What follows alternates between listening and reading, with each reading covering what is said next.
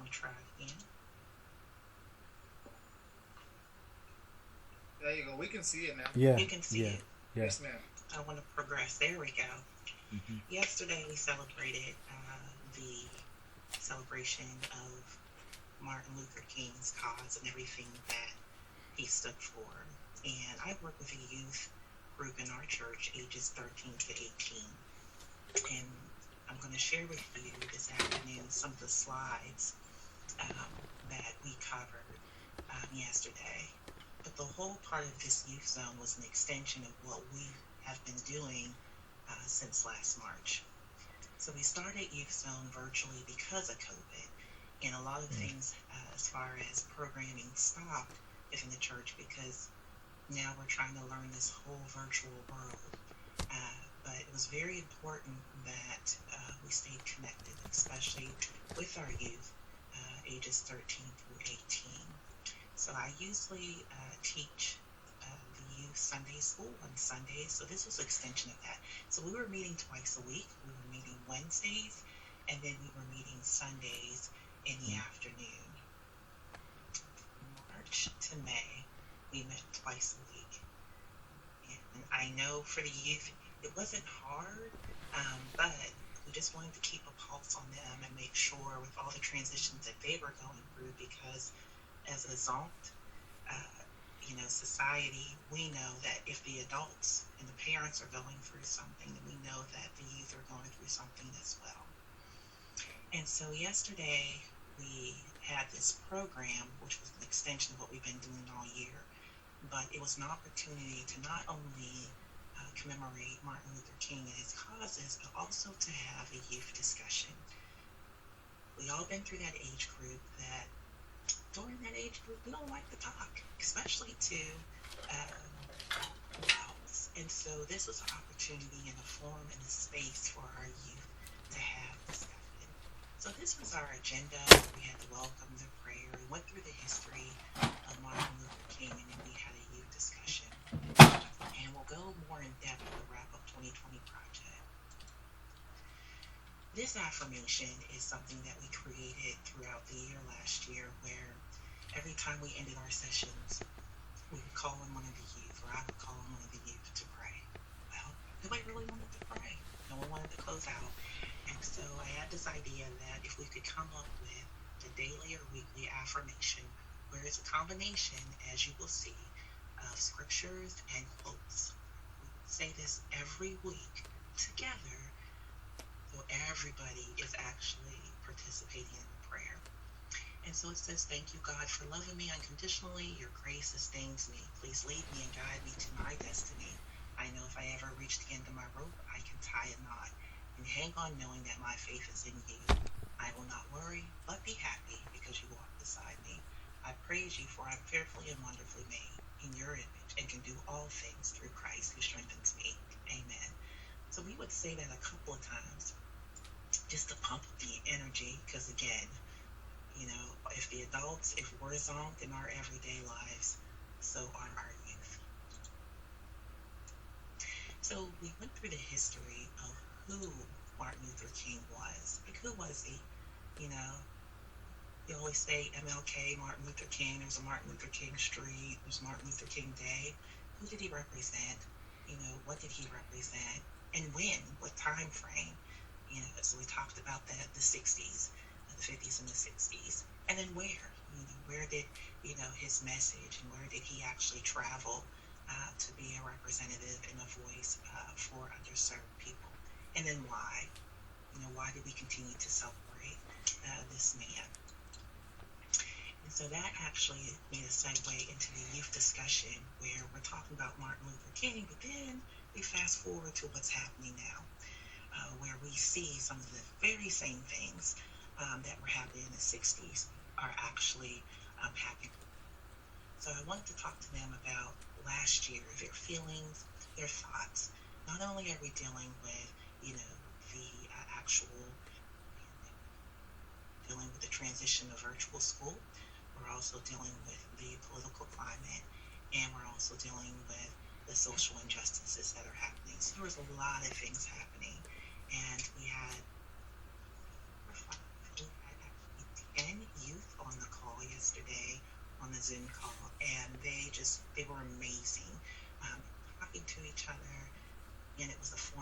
opportunities for them to kind of let down their guard. And then we provided a wrap-up 2020 project. So we started this last September for our youth, which was an opportunity for them to put pen to paper, their point of view of 2020. Again, 2020. It zonked our energy. And so just in discussion with them weekly, I'm like, oh my goodness, we need to get this down because they are our future generation and we need to make sure that they are a part of this history and that we pen their thoughts. And so we started this Wrap Up 2020 project. And I'll go through briefly some slides. I cannot read them all. This is from our youth, and this project is expanding and hopefully to do a compilation. Our youngest one is Jamarcus Johnson, age 13. He goes to Carl Stewart Middle School. And so he's just talking about how COVID impacted him and how it's very important, that we take care of our families. And one quote that I can take away from him is that we can't put our family in danger because they need to be safe, and we need to make sure to live on because we don't know when God is going to call us home. So we need to do what we have to do for our friends and family. Very powerful. Jemiah Johnson, age 15, she goes to East End High School.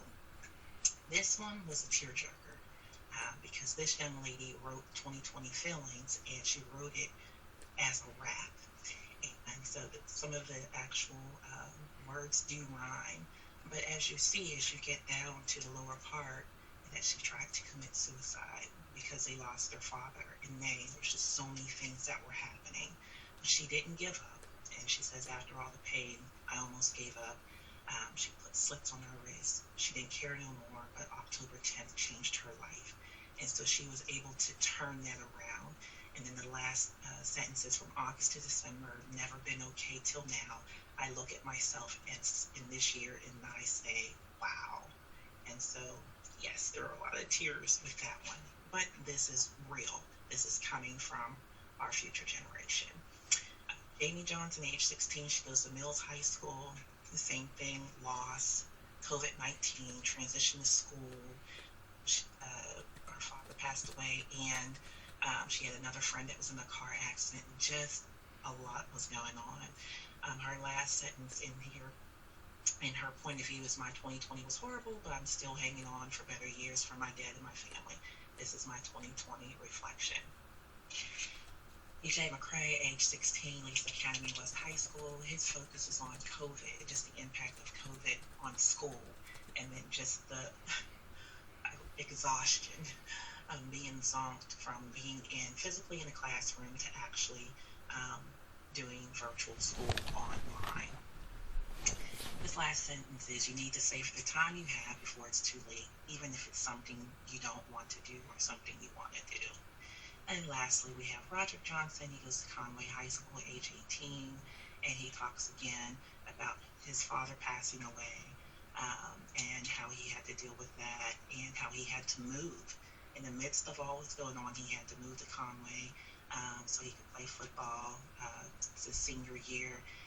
He said it's a good school. And so with all that saying, 2020 has been an okay year. We went into trivia. We gave out gift cards. And again, we ended with the daily, weekly affirmation. So this project I want to expand on, and I want to build it in the social media platform because I believe that this is a start of something great. And I believe the youth will actually benefit if they know that their point of views and their feelings and emotions can actually be a part of history. And so I do have a dream. That concludes my presentation. I'll turn it back over to Toastmaster. Thank you. Woo. All right, thank you for a speech. Very well done. I like those pictures a lot too. Thanks for taking the time to put that together for us. So I'm about to introduce Paige. I'm going to tell you a Paige story, true story. Paige invites me to her house one. I have a disease, by the way, where sometimes I will put my foot in my mouth. Not on purpose, but it happens. You've probably seen it happen a few times here at Toastmasters. So Paige invites me out to her house, and I'm talking to her husband, Glenn, a very sweet guy. And I say, somehow my wife's father comes up, and he just passed. And what did he die of? I said, well, he died of cancer, but he was 70. It was just a matter of time. And Glenn says, I'm 74. Foot in the mouth. True story. True story. Paige, take the lecture. Barry, I forgot. I hope Glenn forgot too. Oh my gosh. That wasn't any worse than the time that you asked that girl, asking that girl about how she had a baby. That wasn't any worse than that time, I'll say that. So here's our topics, fellow Toastmasters and guests. Today we're going to talk about riddles. Now let me give you a definition of a riddle. A riddle is a statement, question, or phrase having a double or veiled meaning, put forth as a puzzle to be solved. So we're going to talk about riddles. I'm going to give you a riddle. Anybody can see if they have the answer. Whatever the answer is, that's what we're going to talk about. And it might just be one word answer, but you got to talk about it for a minute. So I'm going to give you an example, but you have to see if you can answer this one. What has to be broken before you can use it?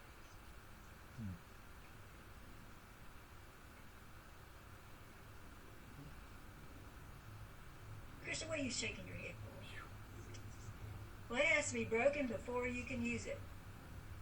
Anybody got it? Crystal, you got it? Unmute yourself and tell us what it is. My guess is an egg. That is correct. That is correct. So, Crystal, you guessed it right. It's an egg. So, please talk about an egg for 1 minute, please. Or eggs in here. Oh, wow. I love eggs. They are a part of my breakfast, usually on the weekends, because I don't have time to cook during the week. But going to the store and shopping for eggs, I didn't know that there was such a selection. You have brown eggs, you have white eggs, you have organic eggs, you have cage-free eggs. You have the 18-pack, you have the dozen, you have the 6-pack.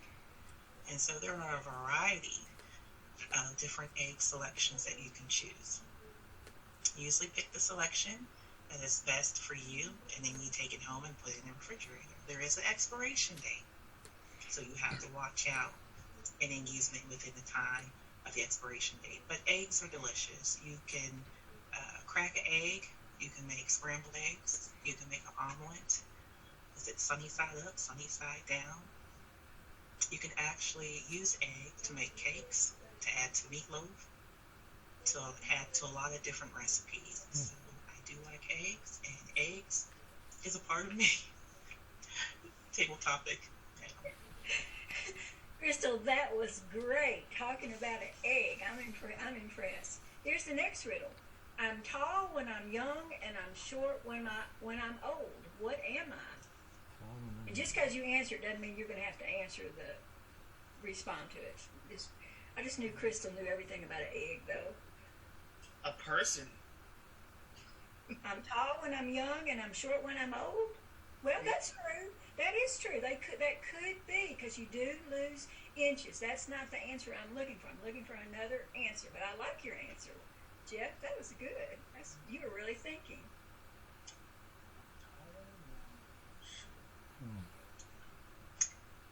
Okay, I'm gonna give you the answer. Everybody give up. I'm giving you the answer. I guess. Who said that? A candle. A candle. Oh. Jeff, speak about a candle for 1 minute. Awesome. I absolutely love candles. Now, some people might disagree because candles release smoke into the air and you have to breathe that in. However, candles can be quite therapeutic. I've probably purchased more candles the past year than I have the past 10 years combined. My wife is a candle enthusiast. Do not let her find out that Bed Bath & Beyond has the candles on sale, because she'll buy a lot of them. Okay? I had the pleasure of going to Walmart the other day and did some candle shopping for her. And it was different because as a guy, my sense of smell versus hers are going to be quite different. So I remember taking the tops off and sniffing the aroma like it was a good glass of wine and smelling the flavors and saying, I wonder if my wife would appreciate this particular smell. I got fed up and zonked from sitting there going through all the different flavors and aromas, and I just decided to go ahead and call her and say, hey, babe, look at this and let me know, based on this name or description of the candle, if you think you would like it. So, settled on a couple of candles. We burn them daily, and they are absolutely great. I did also get the pleasure of shopping for a candle from a vendor when I was in Houston, and her candle waxes are made from soy, and they double as massage oil. Thank you for the question. Thank you. Good job. What is full of holes but still holds water?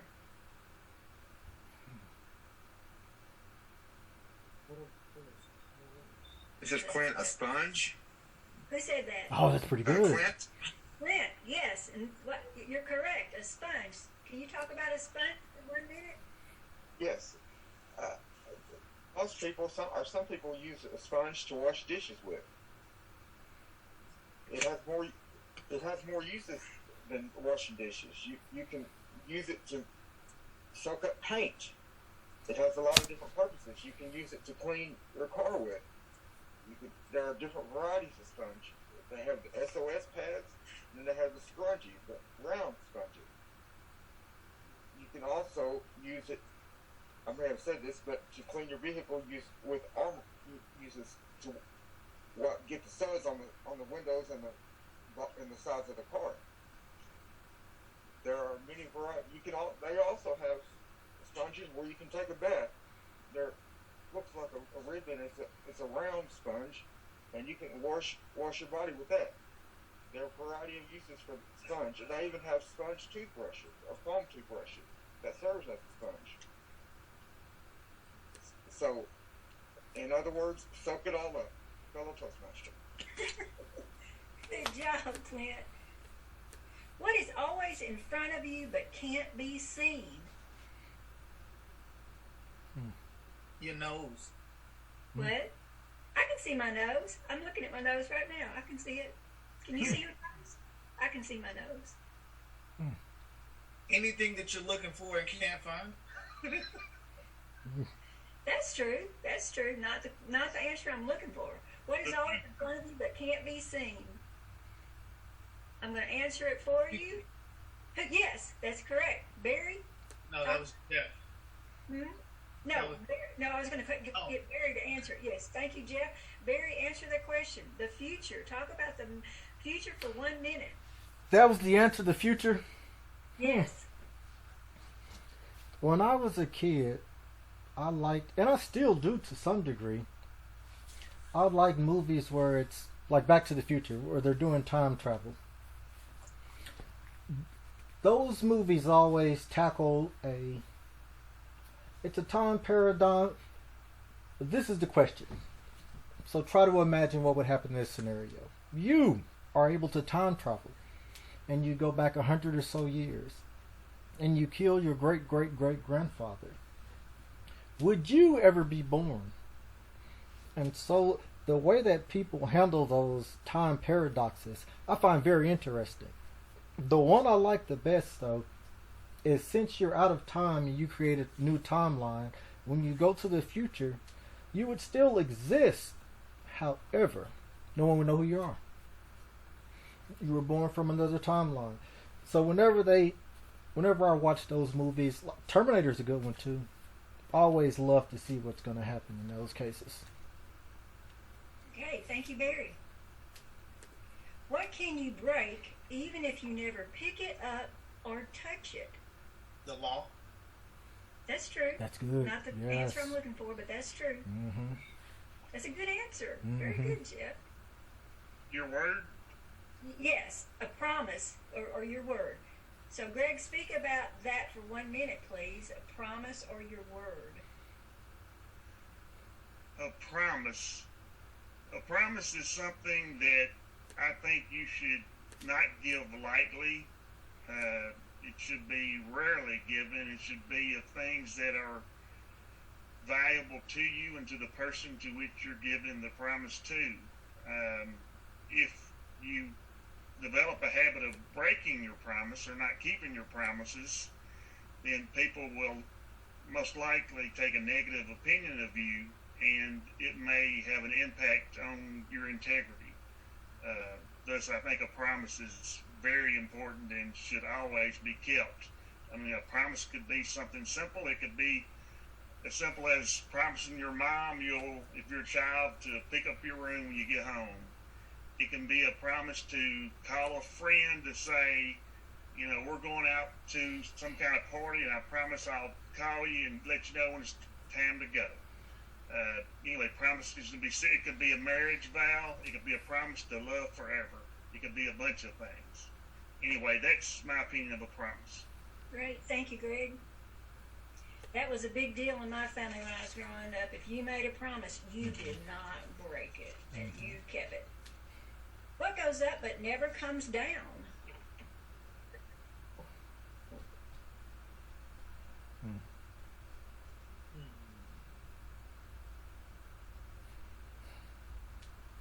A wish. My weight. Oh my gosh. Unfortunately. That's funny. Bad. The answer I'm going to give you, I'm not saying the answers I've received already are not great answers, but the answer I'm going to give you is your age goes up and never comes down. Crystal, speak about your age. Thank you, Toastmaster Paige. My age.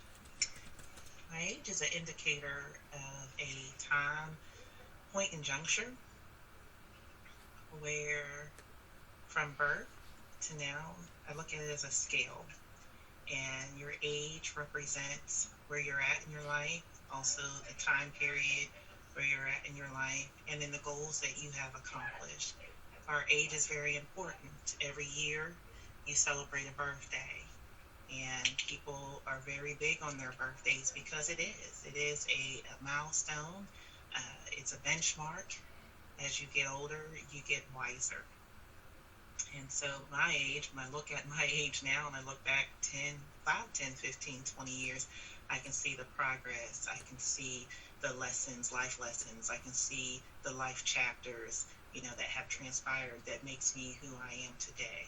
And so from the age of, say, infancy, I am a twin, and so I could see just even the comparisons, with us, we're 4 minutes apart, how our age, even though we're the same age, we're 4 minutes apart, how we have developed over the years, how we made decisions that are the same, how we chose different life paths as well. So age is very important, and it's a big indicator that needs to be celebrated. Tabletop. Great. Thank you, Crystal. I hope I haven't zonked y'all out with my riddle, so I'll now return control of the program to our Toastmaster, Barry Jackson. All right. This weekend, guys, I saw a advertisement for Batman. And it's the Batman series that Christian Bale played in, the Dark Knight version. The new villain, the Riddler. Perhaps Paige, the Riddler. Now it's time for our evaluation portion of the meeting. This is where we get our education done, and we're going to give real-time clues and helps and hints to move forward. So leading that part of our meeting will be Jeffrey Hill. Alrighty, thank you for that warm welcome, and I am back, ready to zonk you guys with our team of information. Joking, you will not be zonked from this. You will be refreshed and fueled. The evaluation portion is very important to our meeting because it allows us to actually grow. We get feedback and understand what we've done well, what we can improve on, and how to best serve each other. Our first evaluator and only evaluator is going to be our newest Toastmaster, Clint Copeland, and he will be evaluating Crystal Lewis's speech. So please help me welcome Clint Copeland. Thank you, Mr. General Evaluator. Toastmaster Crystal, you have brought a lot of things to the stage today. You have made us think, especially when it comes to the youth and how they are living in the time that they are living. There are many different varieties of stories that you gave today. For instance, about the person who lost his father. He had to relocate to Conway. The person who wanted to commit suicide. That just is like you said, it's a tearjerker. You had I noticed great passion in your speech today. You cared about what you were saying. You're a genuine speaker. I would like to see you make more speeches in the future about this topic.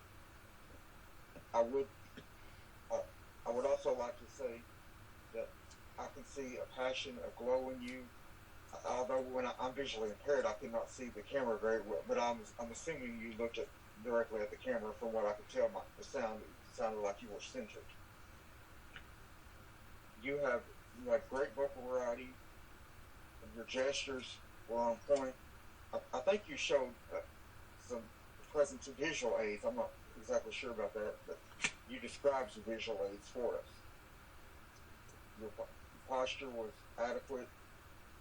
You had great rapport with the audience. You engaged with your audience, connected with us on a personal level. You made us think what Martin Luther King Day is, and you made us realize that we do have a future. The history relates to the future. What happened in the past dictates what happens now in years to come. I would encourage you to work on more social media outlets, possibly YouTube. I don't know if you're on YouTube, I know you probably market on Facebook, but keep doing that, and that way you can get more feedback and more audience in your speeches and in your presentations, and take it to another level, like state, county. I know your statewide or countywide, or maybe even worldwide. Just to get views, different interpretations of the youth. And I appreciate you volunteering with the youth, and because they can make a difference in our world. Matt, General Evaluator. Thank you, Toastmaster Clint. Right. Awesome. Thank you for the evaluation. And we will continue on with our scheduled program, and Clint will also assume the role as grammarian and accountant. So, Clint, if you could give us a report, that would be greatly appreciated. Toastmasters. I noticed this probably is not my part of the program, but I noticed we use the word zonked today a lot, several different times. I heard some you-knows, 3 or 4 you-knows in Toastmaster Crystal's speech. I heard some pauses that were not needed in some of the parts of the speech. I did like the fact that you tied the rope, and you can tie another knot at the end of the rope. That sparked my interest about that.